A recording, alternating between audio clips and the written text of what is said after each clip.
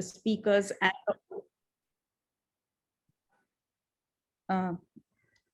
so I would like to extend a warm welcome to the speakers and audience at today's webinar on care, colonial and post-colonial perspectives, which is being organized at the Department of Humanities and Social Sciences, IIT Bombay.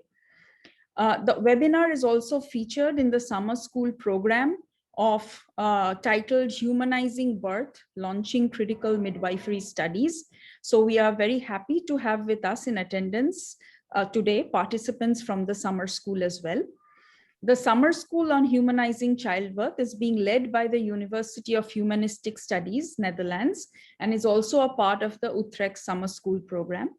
It is being organized by the Critical Midwifery Studies Collective, which is a transnational collective of midwives, doulas, activists, academics, and researchers interested in questions of humanizing birth and facilitating just reproductive care.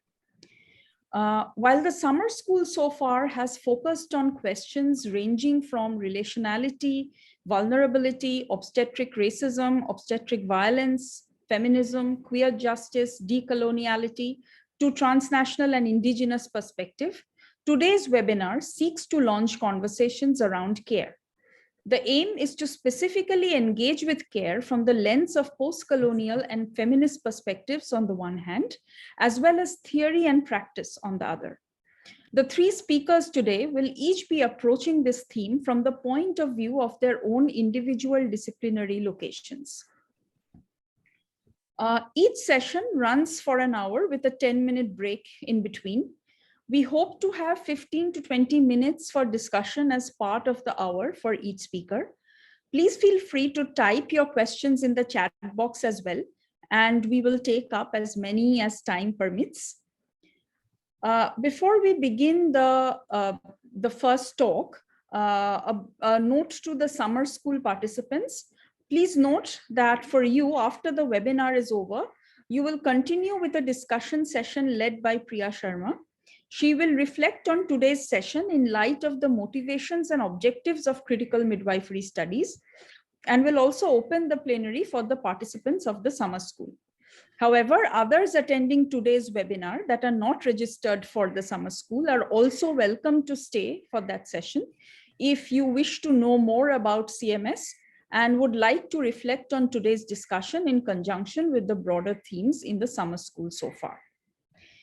So with this in mind, I would let me now extend a very warm welcome to our first distinguished speaker and a close friend, Professor Kanchana Mahadevan, who is a leading scholar in feminist philosophy from India. The title of her talk today is Nursing, Care Work and Feminism in India, Dissonances and Consonances. Professor Mahadevan is a professor at the Department of Philosophy, University of Mumbai. She teaches and writes in the areas of feminist philosophy, decolonization, critical theory, and political thought. Her book titled Between Femininity and Feminism, Colonial and Post-Colonial Perspectives on Care, which has been published by the Indian Council of Philosophical Research in collaboration with DK Printworld, New Delhi, examines the relevance of Western feminist philosophy in the Indian context. She has co-edited a volume of philosophical and psychological essays on the pandemic recently entitled The COVID Spectrum, Theoretical and Experiential Perspectives, which has been published by Speaking Tiger Publications, New Delhi. She's the editor of the University of Mumbai's interdisciplinary humanities online research journal called Sambhashan. Her recent work attempts to situate the care theoretical perspective in the Indian context with special reference to nursing policies and practices. She's also working on the significance of gender in debates on the secular and the post-secular. So with this, I would invite Professor Mahadevan to begin her talk. Thank you. Thank you, Professor Banerjee, for your very generous and kind introduction. And many thanks to Ms. Priya Sharma and everyone at the Critical Midwifery Studies who have put this together. Extremely grateful to all of you.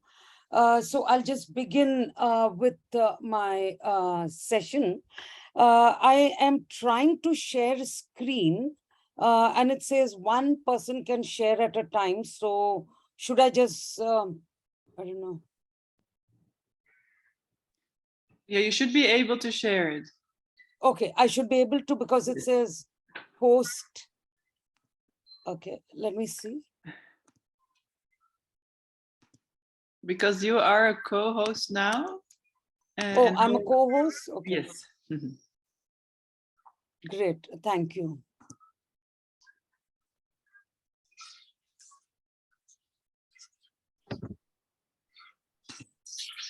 I'm not sure what's going on. Just give me a second.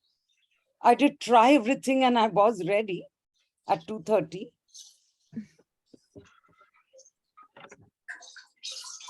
If you press the green button that says share screen. Yeah, that's what I did.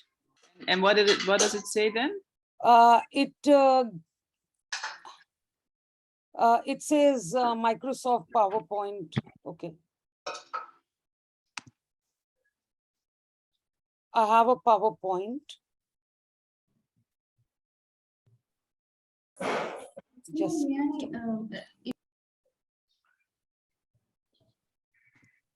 I'm not sure. Kanchana, may I? So, if is your PowerPoint on full screen outside of the Zoom? Yes, yes. It's open on full screen, right? Yeah, it's open. Yeah. So when you click on share screen, it will give you a range of options. Is that window Yes, it showing did. up? Yes. Then you look at those options and look for something which says PowerPoint slideshow. Can you see that? Yes, I saw it. I clicked it also. You click on it and then you click at the bottom right hand share button. Okay.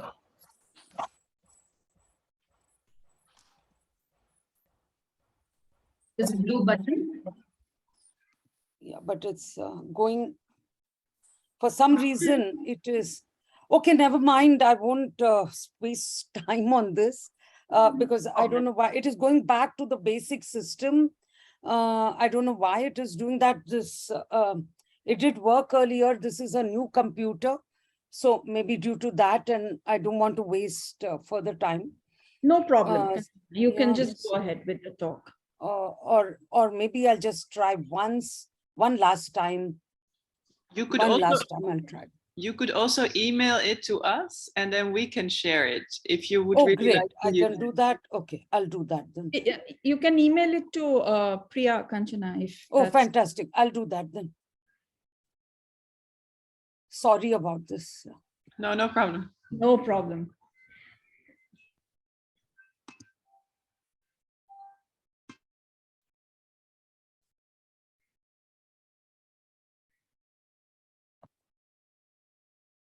We are on time, so it's good. Oh, we are on time. Okay, great. Yes. Yeah, I've just emailed it. So Priya, if you could share.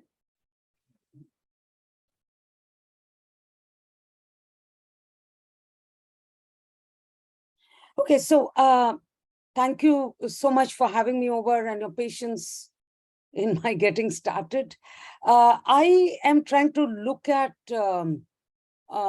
nursing practices in India. And I'm trying to look at some of the contradictions in nursing practices in India. Okay? And these contradictions, I argue, are based on the colonial period and some of the ideals that were upheld of nursing, particularly the ideal of Florence Nightingale, and who has been a very central motivating figure in nursing practice in India and continues to be. Even Mahatma Gandhi upheld her to be a very great icon of care and concern for the diseased. So in some sense, she occupies a very significant position both in the nationalist imagination as well as in the British imagination, the empire, the colonial government also upheld her to be, upheld her very highly. Now, this whole school of thought that was introduced by Florence Nightingale in India since the 19th century led to the development of what is called modern nursing in India, where nursing was seen as autonomous, independent of physicians. The nurse is not just an assistant to the physician, but an independent person in her own right, who can take decisions and make judgments and so forth, and who works in a very scientific way by looking at evidence and by articulating some of the implications that those evidences present and so forth. Now, so this modern nursing, I argue, opens up what is called a system world in the Habermasian sense, where we have institutionalization of a set of activities that are linked to instrumental means ends kind of rationality.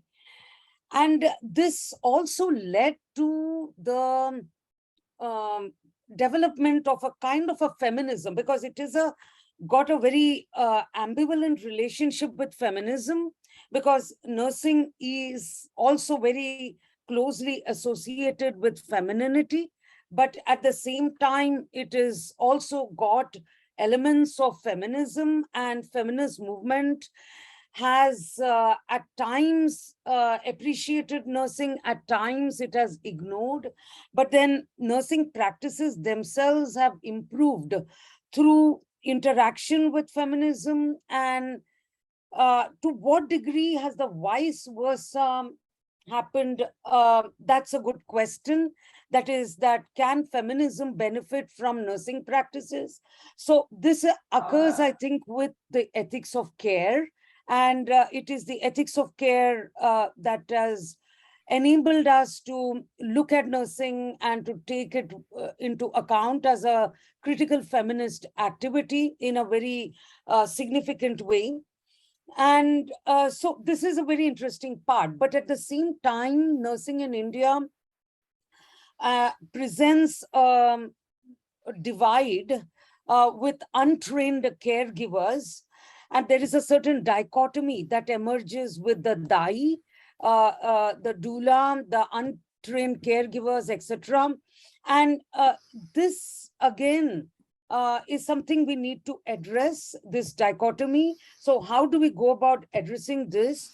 One suggestion is given by Uma Narayan, that we revert to the rights-based, justice-based model of ethics. But I argue that no, we should stick to the care ethics framework, and through the care ethics framework, we should be able to work out an egalitarian relationship between the modern nurse and the untrained caregiver. And how do we go about doing that? Phenomenology, I evoke phenomenology and some of the insights on empathy following Dan Zawi interpretations of Edmund Husserl. I argue that it is possible to think through with the phenomenological concept of empathy in the context of nursing, and thereby articulate a way of putting both the untrained caregiver and the trained caregiver on an equal footing.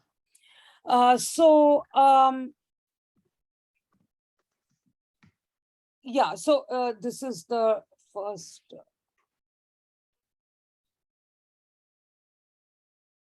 Yeah, so nursing and care. So how does it give rise to caring practices that are critical and so forth?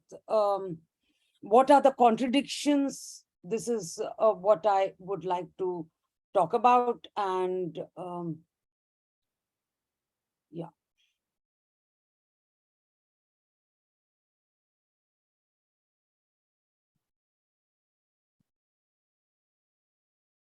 Okay, so let me now, we can So these are some of the questions. I, of course, look at Eva Kitte's argument, and I try to look at it in the Indian context. My abstract is already with you, so I'll just begin reading what I have written.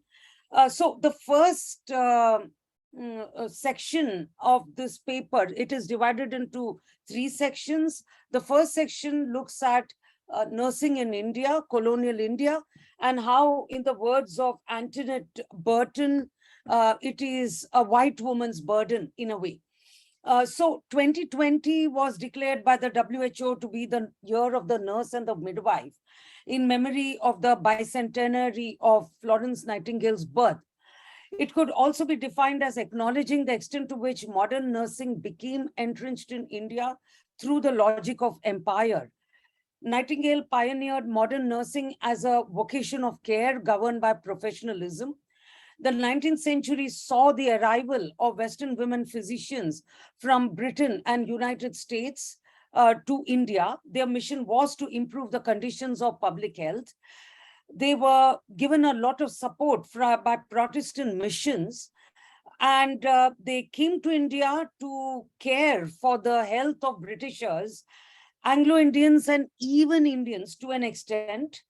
But as they did their caring for the diverse sections of the populations, not entirely in a consistent or even way, they also started to work to train nurses, both in India and abroad.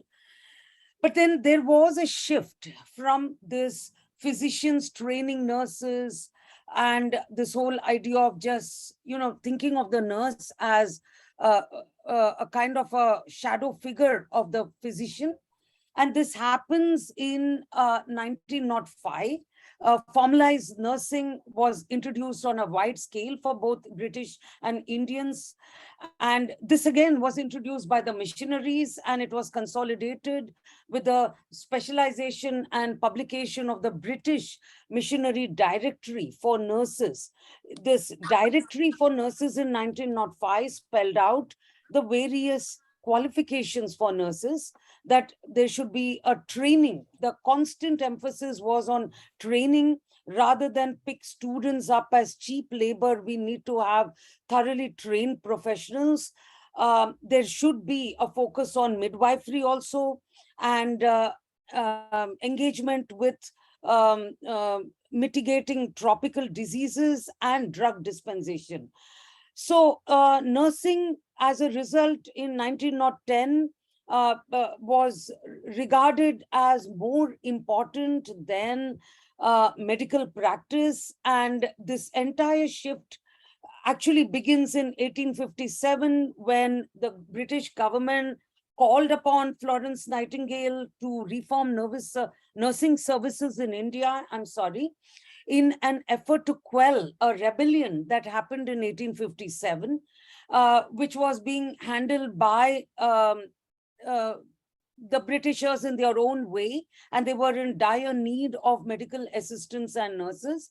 And this became the inspiration for many British women to come to India and do their services, which started out initially on a military note, and then it started spreading to the rest of the country.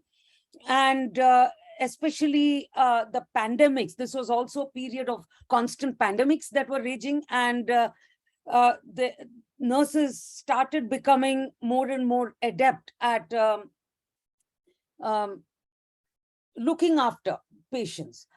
Now, in 1863, it was Nightingale who actually does a detailed survey for a long period and submits a report in 1863 to the British government that there are some changes needed in India. She does a detailed long distance survey of India and the conditions of Indian people, the conditions of soldiers and so forth. And she, in fact, also argues here for very important point about sanitation, which became the crucial point, and it became the prime issue of the civilizational mission, as it were, that it is about, cleaning up in some way. And she also pointed to the need for caregiving, emotional support that the nurses could provide. And she called them health missionaries, and also invoked an idealized notion of womanhood. In her writings, you see this idealized notion of womanhood as embodying care, sacrifice, compassion. And British nurses would try to live up to this, to offer care to expatriate officers, wounded soldiers, and also, by the way, look at the indigenous populations, which is something that later on started concerning Nightingale in a very major way.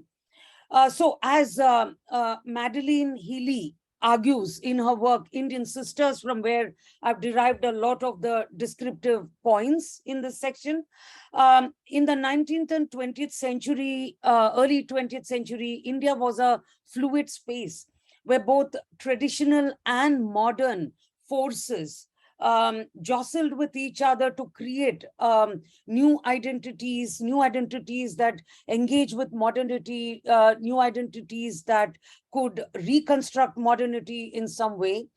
To comprehend these identities of both, on one side, the British women health missionaries, and the indigenous care workers in India, such as the um, local midwives and so forth, one needs to take the differences between women into consideration.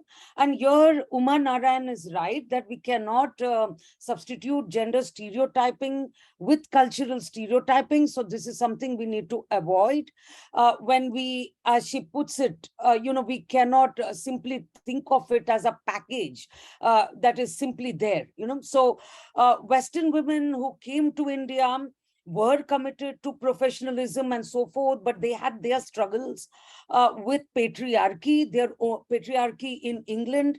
And in fact, it is a search for exploring spaces where women could be creative, a kind of a feminist aspiration that brought them to India, because Britain did not give them that space. So they came because they were feminists, and they wanted to also, or they had some commitments. Maybe they were not entirely feminist, but they had some commitments to feminism.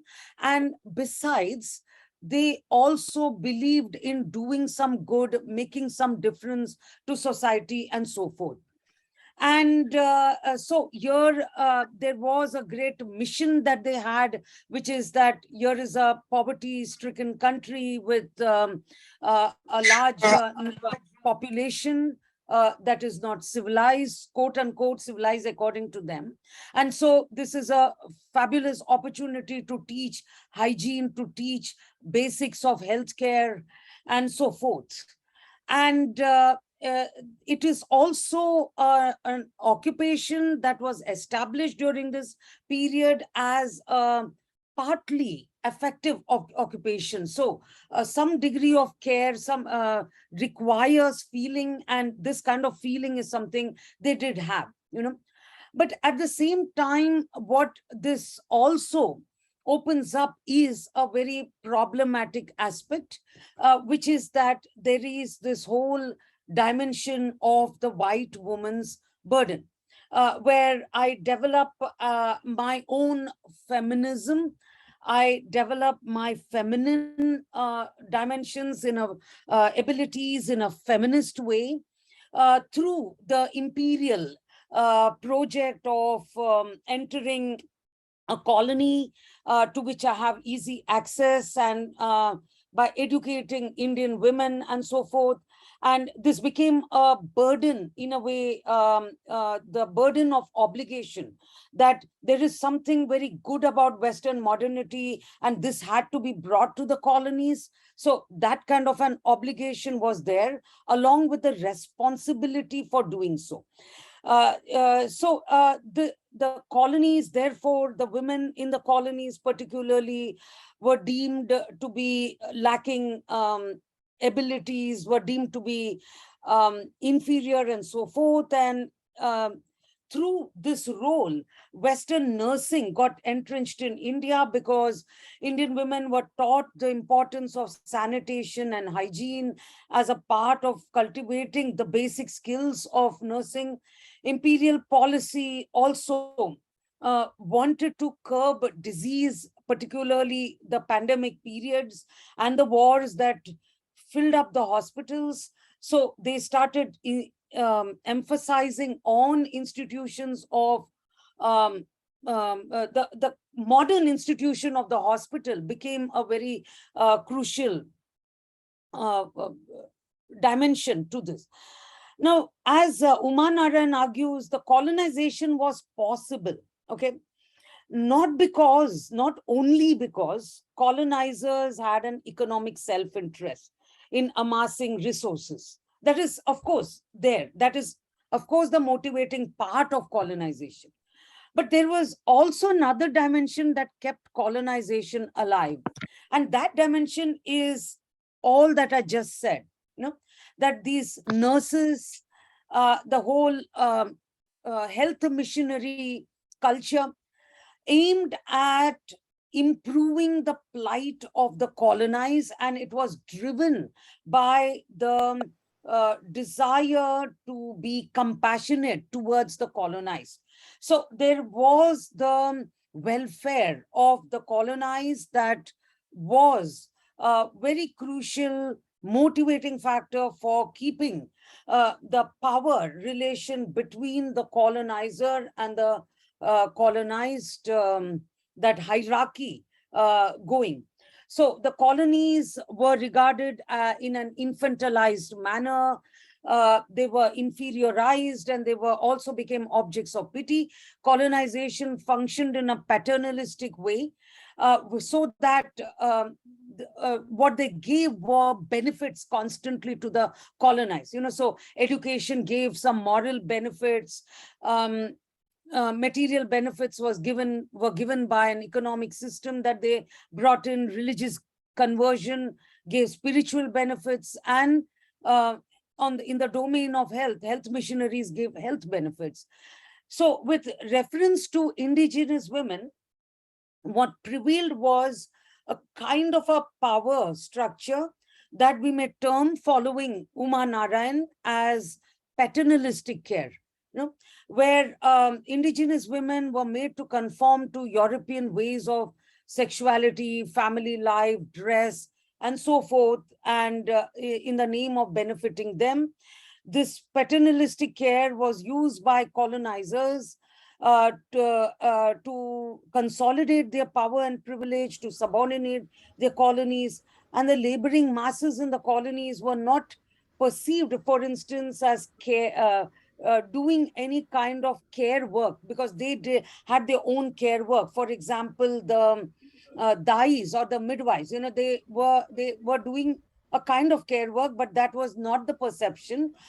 They were regarded only as resourceful objects. Yeah? So as Narayan notes, the individual was free and unique. That is one part of the story of liberal politics. The other part is the paternalistic obligation to those who we consider inferior, who inhabit the distant colonies. And the strength of care ethics is that it could name the vulnerability and interdependencies between persons who come from different social locations. But then at the same time, if we are to emphasize care ethics, then the critique that Uma Narayan puts forth needs to be looked into, namely that what about this paternalistic kind of care which reinforces power between the colonizer and the colonized, between the modern professional nurse who occupies the system world and the uh, um and a person who is untrained, the dai, and so forth. So isn't that a kind of a reinforcement of a hierarchical relation via the care framework? That is Uma Narayan's argument. Now, I'm going to argue that, yes, in a way, there is a point here, but then how do we get out of it? But before that, the centrality of nursing to the system of public health, physician, patient, etc., all of this was certainly played out, in the early 20th century. But the colonial government did not care too much for nursing. At least until the 1930s, the profession was hardly um, mm, established in as very respectable. Um, and many who got into this profession in the Indian context were people, women who are from underprivileged castes who converted to Christianity. And in fact, Christianity has played a very significant role in making nursing respectable in the Indian context, which I'm going to argue later, that because of the caste system, which is all prevalent, any kind of work that entails um, touching other people's bodies in order to heal them, in order to look after them, is disparaged because there is a general body negation that prevails in classical Brahmanism. And this is pretty much transferred to the domain of healthcare, where most of those who got into nursing did so via Christianity. And eventually, of course, there were a great deal of awareness, emerged with the rise of various professional organizations of nurses, the setting up of various nursing colleges and so forth. And today, uh, a kind of a framework has emerged where India has become the kind of a ground for exporting nurses. So most of these nurse training professional institutions, um, those who join them do so with the aspiration of uh, going abroad with that ability, that qualification. And this has led to another kind of a crisis of health, where we don't have enough of trained nurses within India. But that's another story. Today, I'm going to discuss how the focus on training nurses has led to divide between the trained nurse and the untrained dai. So how do we spell this problem out? Yeah. So that is what I'm going to do now in section 2. I will now discuss how nursing practice has a certain tension with traditional caregiving workers in India, and how do we engage with this. So nursing practice in India had to negotiate an imperial, had to and has to negotiate an imperial past and a neoliberal present. It has to also negotiate professionalization on one side and the lack of professionalization, the so-called de-skilling on the other. So it is regarded as a noble profession, but at the same time, because of the kind of issues that the prevalent caste system and the various repercussions of the caste system present. Caste system is, of course, legally abolished, but then some of the social discrimination continues, unfortunately. It gets stigmatized. So 30% of the Indian workforce is in nursing, but then the secure public sector jobs are very few for nurses. Nursing is feminized as women's work, although there are male nurses. And it is also in the Indian context of disparaging menial work, and we need to understand it in this context, and it is class driven. So Panchali Ray has pointed to how nursing has the aspects of being, dirty work, prestige work, a space between the private and the public, the paid and the unpaid, formal and the informal. So all of this, of course, is very much there in nursing. It has its set of contradictions.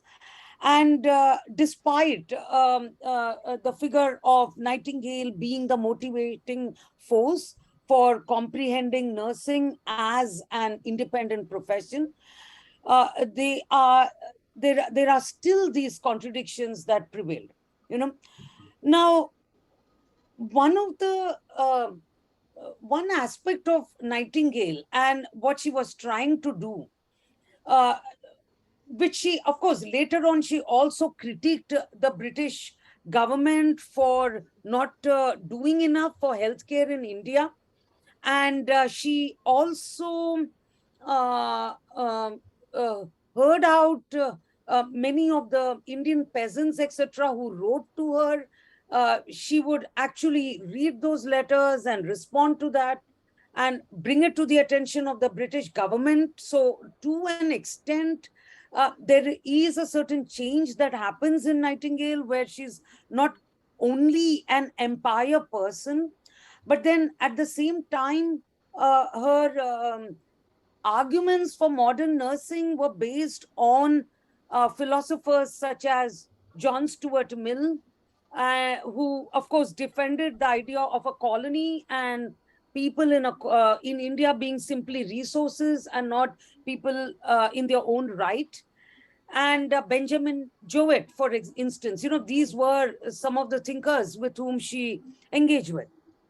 Now, this percolates into her writings, and she's also deeply influenced by Charles Dickens and his critique of industrial society, and how industrial society gives rise to mass disease, and there has to be a certain responsibility that governments take towards mass disease. In his novel, Martin Chuzzlewit, Dickens brings up a dichotomy, and this dichotomy is also there in Nightingale, and this dichotomy gets transported to India. The dichotomy is between Sari Gamp, who was an untrained, drunken, irresponsible midwife, and she worked in a way without really caring very deeply for the people she worked with. And against her, there was an ideal nurse who was very professional, who could do her work very well and was trained, and in fact was almost masculine in the professionalism that she upheld.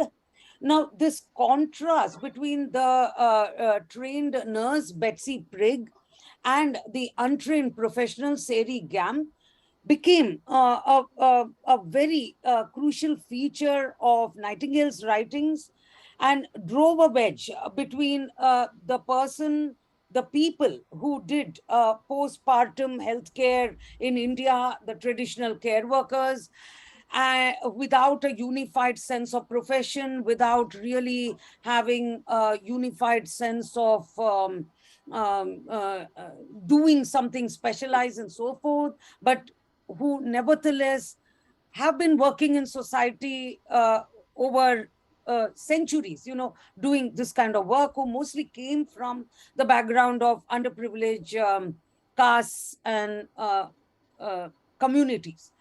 Of course, Professor Asha Achutan would be talking to us about this later on, and I look forward to learning from her further in this matter. Now, the contradictions of modernizing nursing was the neglect of local traditions of care, or a certain disparage attitude towards the local traditions of. Now, in British India, in the pre-British India, the idea of a trained hospital nurse, of course, did not exist. And as Madeline Healy points out, the ancient India's phenomenon of paid nursing, where men and women participated in caregiving, needs to be revisited which is not being done, So men looked after men, women looked after women, and there is a Sanskrit manual called Charaka Samhita. Uh, it records the role of the medical assistant, who is supposed to have certain qualities, the qualities of waiting patiently, the qualities of dexterity, loyalty to the doctors, hygiene. And again, they also talk about the role of the nurse is specified in the ancient texts, Shushruta Samhita, which describes the nurse as someone who is friendly, able to care for the sick, who is obedient, who is very, very patient. Now, all these texts make it quite clear that men have to look after men and women have to look after women. The Arthashastra also brings in the aspect of women doing caring roles in the military, and women in charge of food and drink, capable of filling, I quote, capable of filling men with enthusiasm, should be stationed in the rear in any military in the Arthashastra. So clearly, these references to Indian nursing texts, there is an adequate study done of it, but then I think that there is some degree of continuity with the contemporary, as well as the colonial, as well as post-independent and post-colonial attitudes too. Body work, that the texts themselves, I think, speak of nursing as requiring some degree of segregation and so forth, and some of those some of that mindset has also percolated to the post-colonial context. Madeline Haley observes that the dai, or the village midwife, for the, I'm simplistically using this term, it is more complex than this, she had a role that was equivalent to have that of nurses, that cut across caste and religion, and that made a big difference to the health and the well-being of Indians. However, with Catherine Mayo and her book Mother India, which spoke about the Dai in a very problematic way, a certain impression gathered that the Dai is someone who is unhygienic and so forth. And Gandhi, in fact, came out to condemn this attitude and the book itself, but somehow this attitude prevailed, and increasingly Indians themselves started preferring the trained nurses to the Dai. But then what also happened was, in the 20s and the 30s, the professionalizing project could not take off of nursing could not take off on an autonomous way. It had to depend upon the um, services of someone who was more disempowered, who could help the nurse, who could help in the hospital.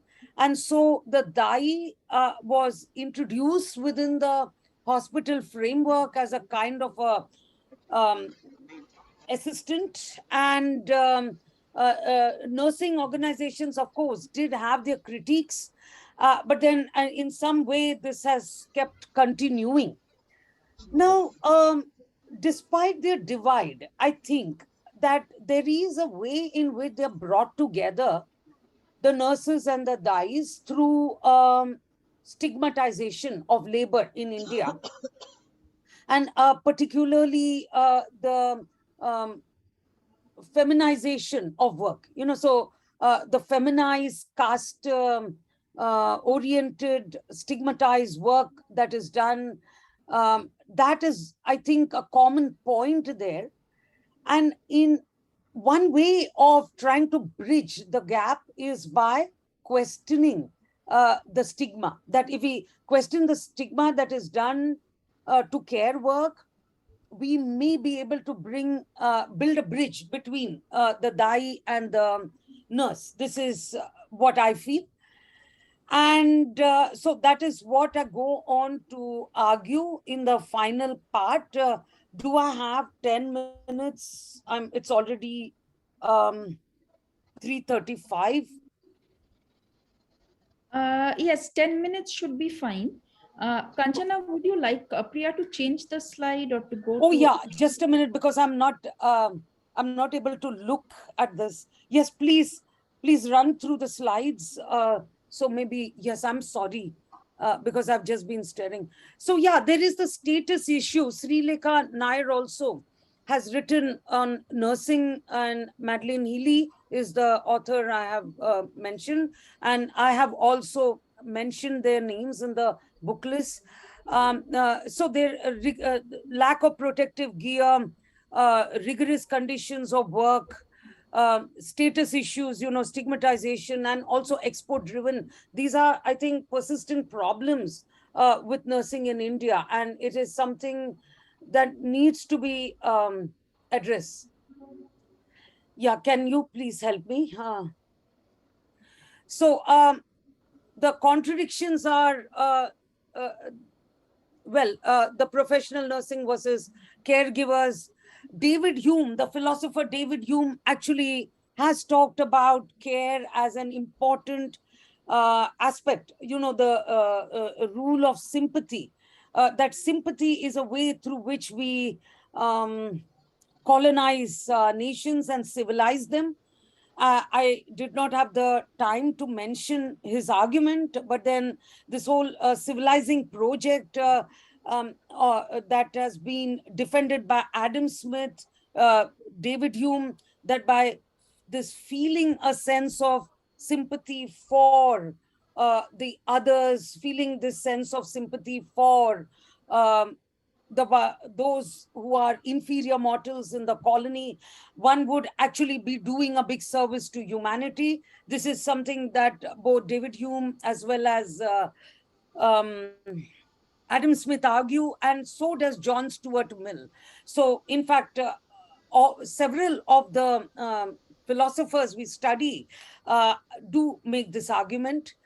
And I think that there is a certain ambivalence here in Nightingale, where, as I mentioned, in a way she concedes to this civilizing mission, but she also becomes critical of the British government and more in tune directly with the Indians and what they have to say about their conditions. So, in that sense, there is a certain ambivalence, and the social stigma is, of course, there. And this is a common uh, problem for both the nurses as well as the dais. Although nursing has become a little more respectable, quote unquote, because of its professionalization, but it is not because of its uh, ability to do care work, not because of the laboring side of care, but because of a certain ideal of idealized notion of womanhood, etc. Yeah, please. Um, uh, yeah.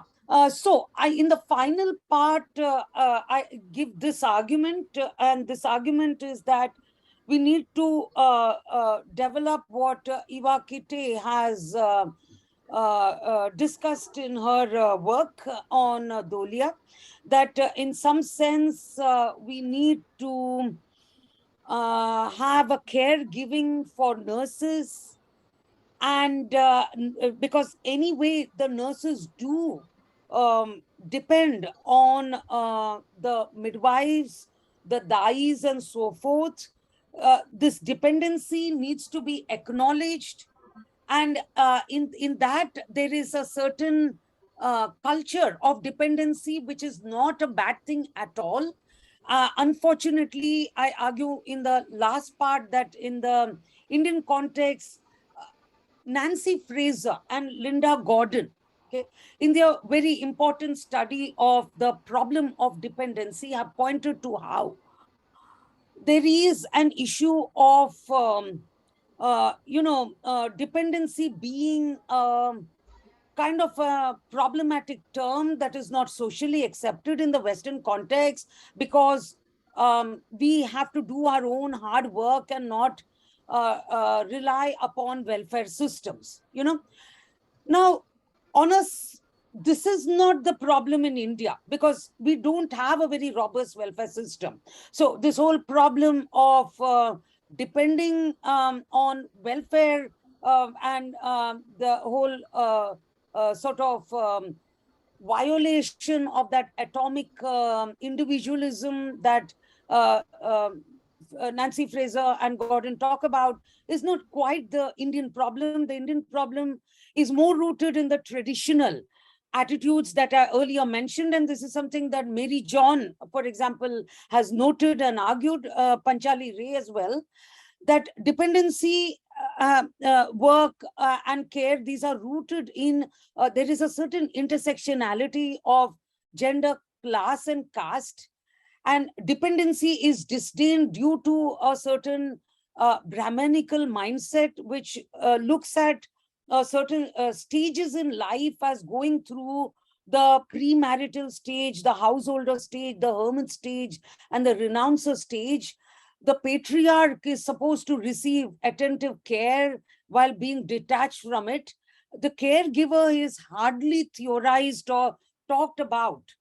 It is assumed to be a certain entitlement, and most of the care for infants, disabled, infirm, etc., elderly is done through women's labor, often through domestic help of people from socially vulnerable backgrounds who come from underprivileged castes.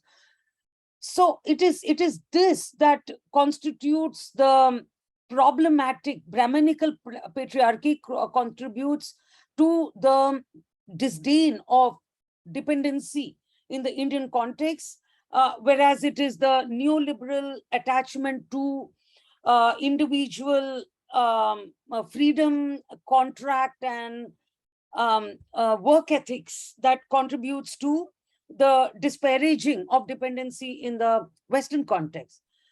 Now, these discriminatory attitudes notwithstanding, I will end this now. Following Joan Tronto, there is she calls it the nanny problem in feminism. So this is the nanny problem in nursing. That there is a dependency on set of people, the untrained care workers, but at the same time, you don't want to acknowledge it. You don't want to see them as a part of your life. So how do we get past this? The first step would be to think of care practices as what Joan Tronto terms as the core practices of our lives.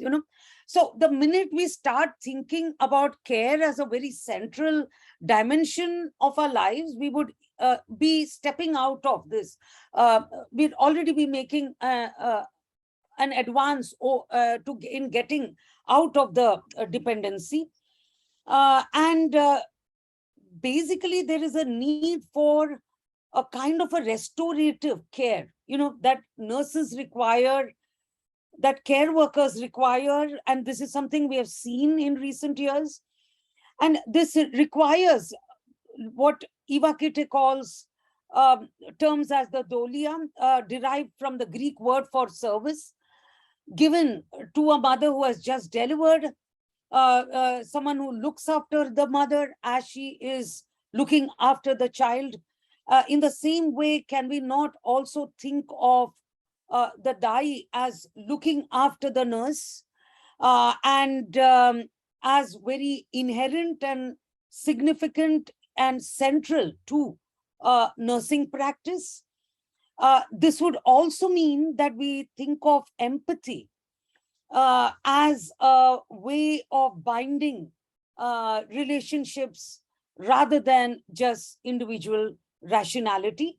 And so towards the end, I will just stop here, and maybe the PPT, I'll just request you if we can go towards the end. One way of doing this is through practices, and here is a very interesting painting. It is by Nilima Sheikh. It's on 5 panels. and it's called Salam Chechi, which she did prior to the pandemic.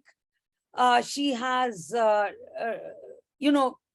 described here the many aspects of Chechi is a nurse in Malayalam, and Kerala exports the maximum number of nurses in India.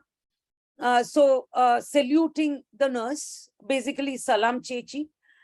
And this is a kind of a consciousness raising painting, I think.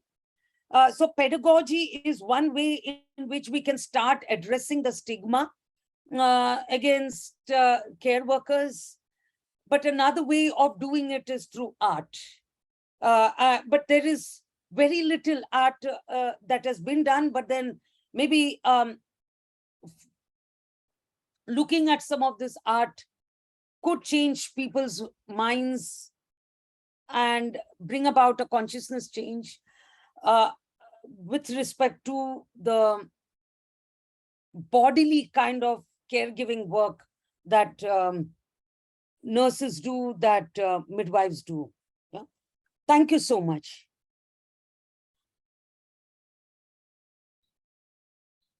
Thank you, Kanchana.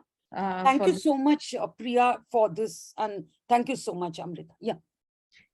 Thank you so much for this very insightful and detailed talk, which is both philosophical, but also sets the context really nicely, the quandaries and the entrenchment of caregiving practices, right, in the history of coloniality, as well as caste and gender in India. And the suggestion you're giving in terms of and which in turn generates the binaries between the professional nurse and the DAI to begin with, and then the suggestions you are giving from the lens of an ethics of care to be able to care for the caregivers and have social policy around it. So thank you so much. I'm sure people have a lot of questions. So if you could raise your hand, then we can call upon you one by one.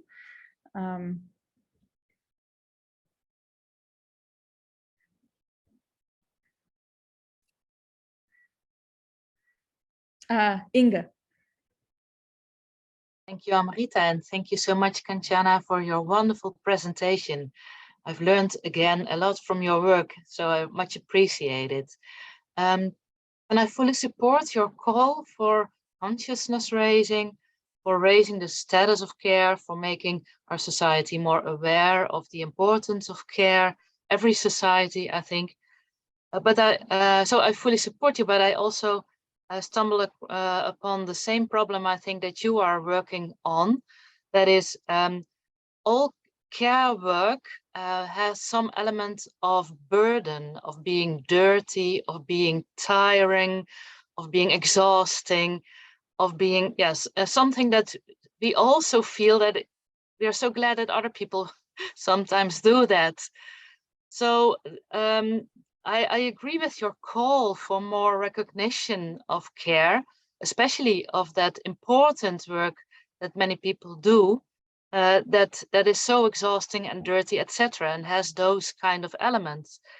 But how can we, if we feel ourselves that care may also involve this kind of burden, and that sometimes it's such a blessing that other people do that kind of work, how can we transcend that sort of paradox?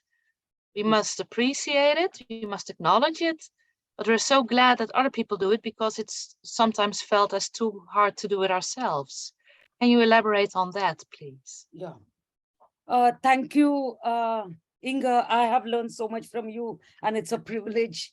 And this paper also is something I presented that has been a work in progress since the past 2 years. So part of it I have presented last year also at a conference that we were at, particularly the part about the last part of it. So very grateful. Yeah, the whole issue is that consciousness raising is a very simplest thing to say, because just looking at a work of art, am I going to be transformed? I may not. I mean, that is a highly elusive thing.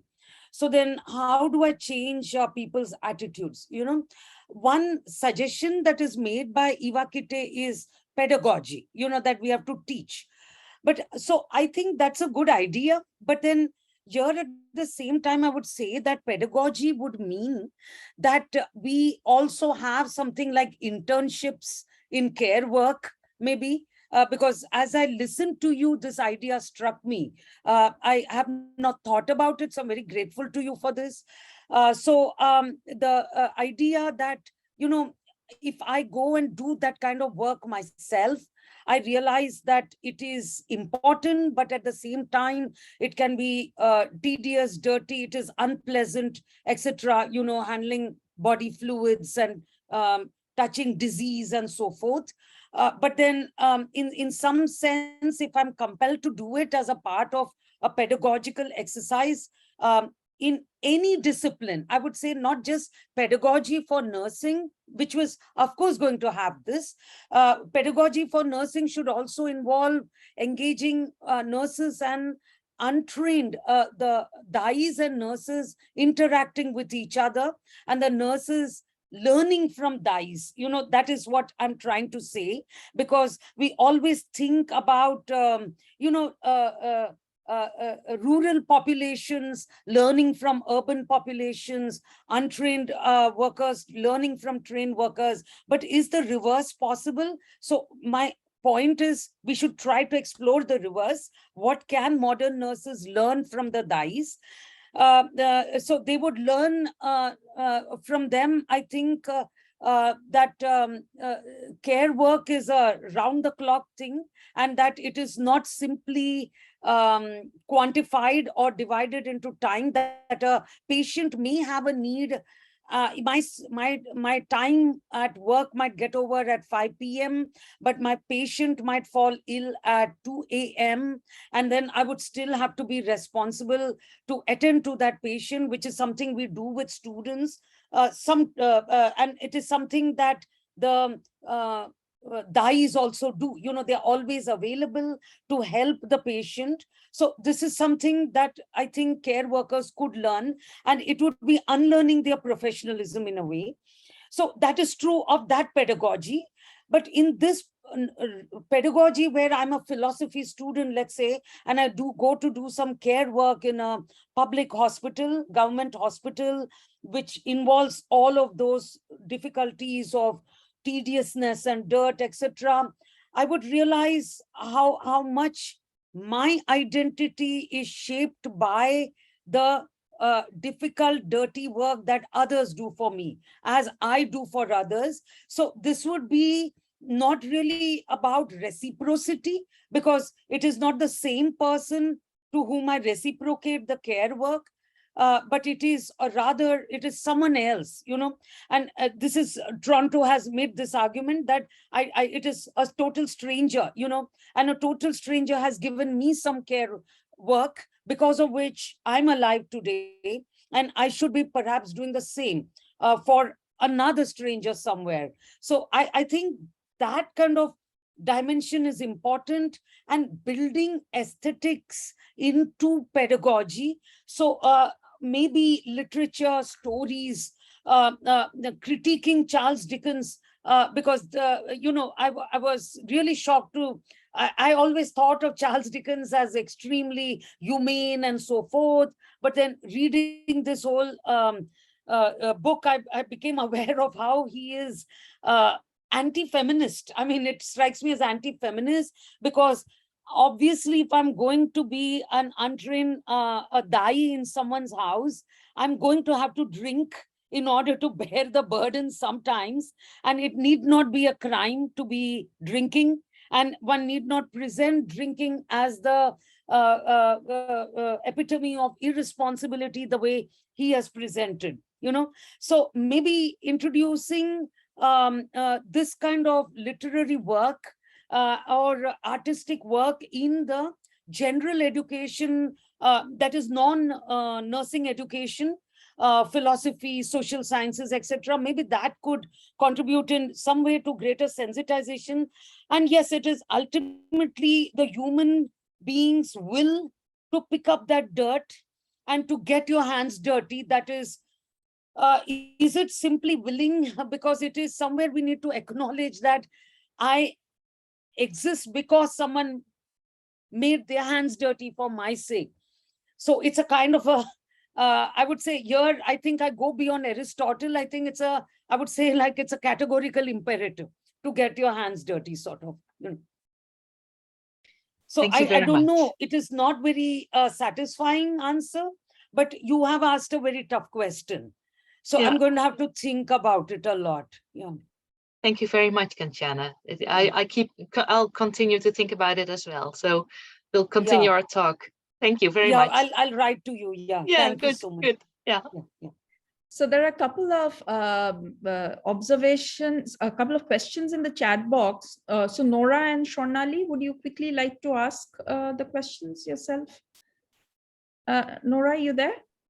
Yeah, yeah, this was kind of following on from Inga's question, and I was kind of thinking sort of whether this kind of the hard, tedious, and sometimes dirty work should be anybody's job every day for their whole lives at all, and whether, you know, I'm thinking about sort of calls towards a 3 or 4 day working week and things like that to kind of distribute these kinds of care labor much more across the population rather than to have these professional roles who do nothing but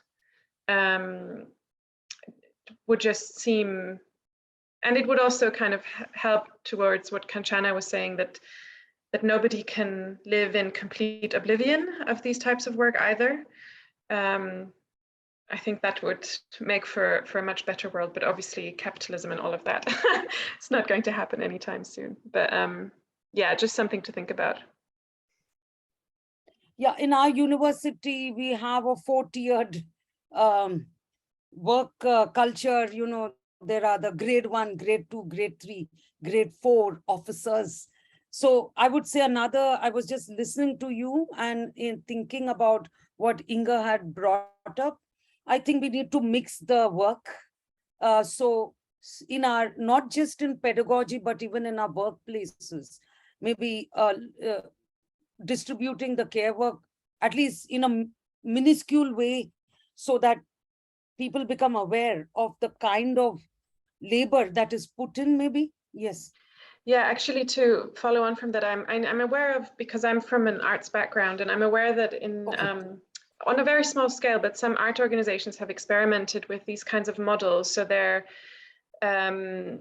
are not strict roles like director and curator and installer and cleaner, but that there's a kind of rotation system where everyone does those roles. Oh, that's fabulous. Oh, really? Yeah, it has been kind of tried and tested on a small scale, but it's interesting to think about on a bigger level. Yeah. Yeah, I think on the chat box, some others have also, you know, kind of concurred and made similar observations. So thank you. Shornali, would you like to ask your question? Yeah, I just wanted to say that I'm really inspired by your work, ma'am. I follow it, and I'm really inspired by whatever you have to contribute towards care ethics. I just wanted to say that while reading much of Indian philosophy, we've seen that there's a lot of emphasis on, you know, renunciation of the world, of the body. There's this detached attitudes towards the body. Do we sort of, in the context of care, do we sort of need to move towards a sort of philosophy which centers more on the self, that is relational, that is more embedded in this world, and it is centered on dependency rather than one that has to be detached? I totally agree with you. I think this is what is, I think, ailing the kind of Indian philosophy that is taught, namely that we have failed to see embodiment, and we have failed to see relationality and interdependence. and it is linked to that 4-tiered framework. You ask any student, they are able to rattle off that.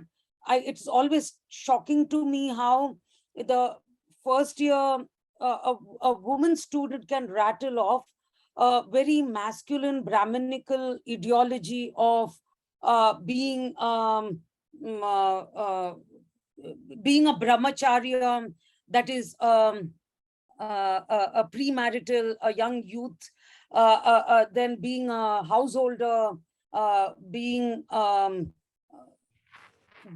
a hermit, and then eventually a renouncer. It shocks me because this is not the scale really for everyone, and masses of Indians really don't fit into this picture at all, because who can really renounce and who can really be detached? It is only someone with a lot of access to labor, with unacknowledged labor, who can do that.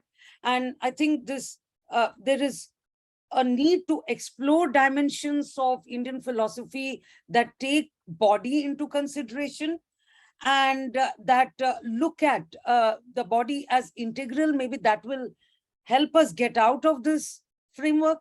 And here, I think Kanchana Natarajan's work, I would suggest, because she's written on yoga and how it is actually a very embodied discipline, not a detached discipline. And its embodiment also makes it feminine, she argues. So we need more work like that, I think. Yeah. Thank you so much, Thank you, ma'am. Sarnali. I'm very grateful. Thank you. Thank you, Shonali, and thank you, Kanchana. We are unfortunately at the end of the session. So thank you so much again to the audience. And thank you, Kanchana, again for the very insightful talk.